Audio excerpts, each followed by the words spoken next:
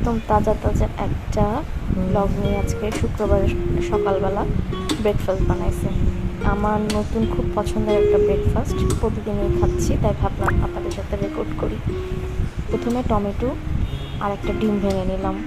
এটা একটা healthy breakfast, মানে ওয়েটলেস, যারা ওয়েট লস করতে যাচ্ছে। তারপর আমি এখানে কাঁচামরিচ দিলাম, হলুদ দিলাম।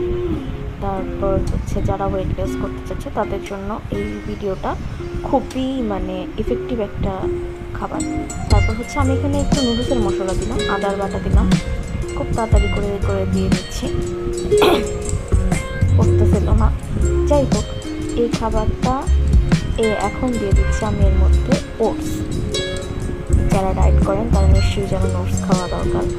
এবং এর সাথে আপনি এটা আপনার বাচ্চাকে সকালের নাস্তা অথবা বিকেলের ব্রেকফাস্ট হিসেবে দিতে পারেন।